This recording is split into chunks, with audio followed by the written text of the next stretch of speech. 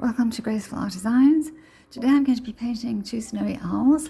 As you can see, I have painted them before, and these two are painted in oil but on a background of acrylic pour, which I blew out intentionally to shape into the birds and into the trees. And so some of the colour, the brown colour in the birds, is the colour from the blowout, which I loved. You can see the mixture of the brown and the yellow and the white. And then just basically the outline was white, and the eyes and the nose and the beak and the mouth and the claws. I had to add in, obviously, because those are very specific details. But today I'm going to be painting all in oil, my Nothing But Oil series. And so I'm going to first outline the birds. They're not going to be exactly the same. One is going to be sitting on a tree and one is going to be in flight. But I'm starting with a black pencil. It's slightly darker than the brown. I don't know. I can't say that the brown I used the last time was very good. It wasn't very clear. Maybe I need to make them a bit thicker. But anyway, I won't show you the whole sketch. I'll bring you back when it's finished. This is step 2. I have outlined the snowy owls, and as you can see, the one is in flight. One will be sitting on a tree stump. And I haven't drawn in the background, sketched in the background. I'm not going to. I'll just sketch those in with the paintbrush. And that was an error there. I had the snowy owl too high, and then I realized I needed him to be below the one in flight. I have a croaky voice today. I don't know what's happened. It must be the smell of the varnish that I've just used on my other painting. It's really powerful. I can even smell it from this other room. Maybe I should close the door, but I want it to air as much as possible. Anyway, so now I've got a bit of the white, titanium white and primary yellow on my brush, and I'm going to use it to just lightly mix in the background of the snowy owls. They do have a lot of yellow in their wings, their feathers, a lot of yellow and brown, although they essentially appear white. But I'll put this in first, and then I'll smudge it in with a piece of paper towel. I just want it to be a thin background. And then I'll put in the sky and a bit of the tree forest background, and I'll leave that to dry and I'll come back. Well, I'll see. So I've covered the snowy owls with a mixture of yellow and white and smudged around them. I mean, they're not precise at all. This is just underpainting. And I use the leftover yellow on my paintbrush to go and cover the part of the sky. And now I'm adding in a bit of a mixture of white, titanium white and phthalo blue. And I mean, they mostly seem to be in the northern regions, but of course the sky can be any color blue. There can be clouds, there can be clear blue sky. Who's to know what the day looks like?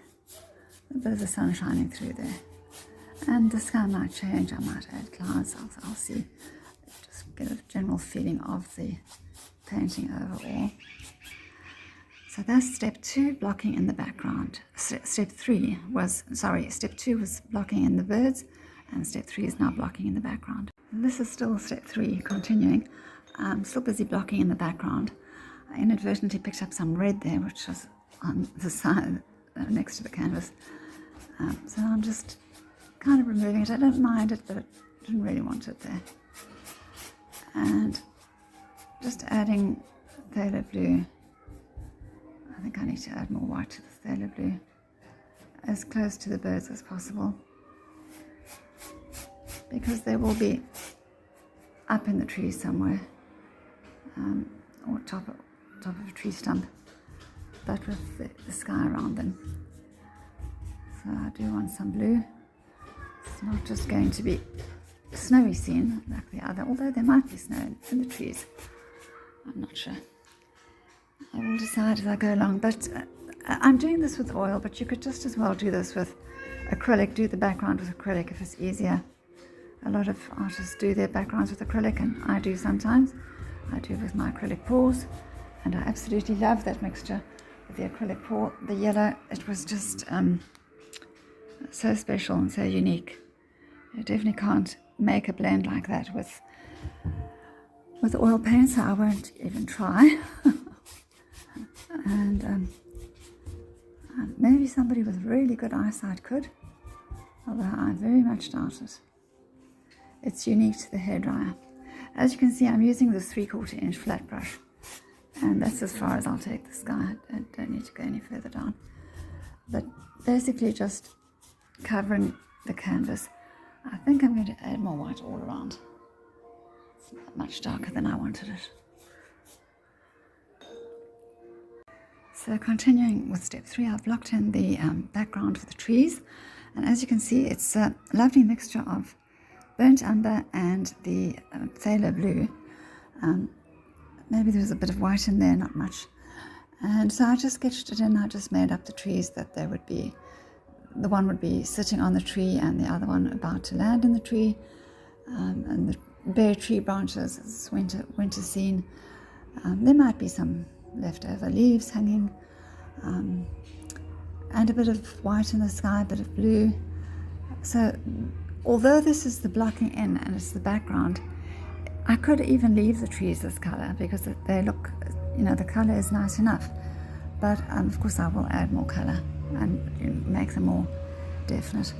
In the meantime, I also added the yellow into the eyes of these snowy owls, because even though I made them much bigger than they need to be, I'd rather do that now. And then when it's dry, I can add the black outline and the pupils, and without worrying about smudging the yellow or not making them big enough, because there'll be enough yellow to make them big. So that's my progress so far, and now I will leave it until it's dry. The paint has dried since yesterday, and I really like the look of it, but the sky colour is definitely going to change, and the trees I'm going to add a lot more raw umber into them.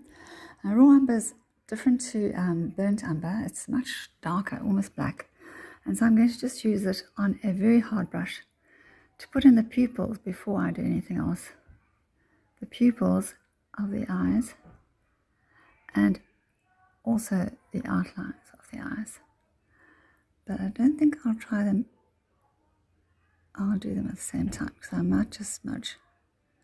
So I'll just let the eyes dry, the pupils, and set, and I'll come back to the outline of the eyes later. And I'll also put in the beaks. They're quite hard to get in the right size and the right angle. So I'll just do that right now, and come back later and add, subtract whatever needs to be done. I am tempted now to just do the outlines of the eyes. So I'm just doing the outlines of these eyes now. If there's enough paint on my brush. I don't want to put too much on, because then, I'll have these thick lines. I mean, I'm going to paint away a lot of this with white anyway, but still. It means waiting for another layer to dry and so on and so on. So, I'm sure I want that beak to be that skew.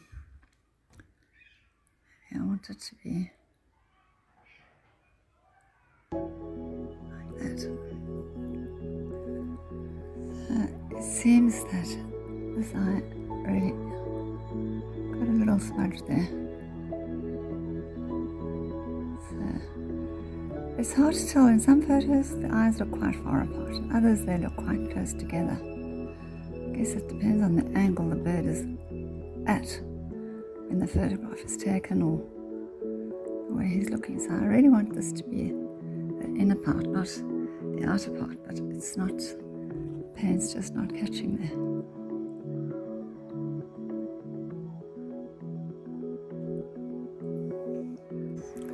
Cats have such interesting characters. She's decided she's going to sit on my chair today, haven't you, Katie Kitty? And so I just have to paint with her behind me, which is fun. It's so sweet. She wants to be near me. She's decided to go wandering. Had enough of that. Had enough of sharing this chair with me, have you? Okay, well now I can paint my tree. So I'm using the burnt umber, raw umber, just to make some marks And I'll see how this goes. The marks won't all be the same, or the same length. Just to sort of add some roughness to the tree. And some shadows and lights.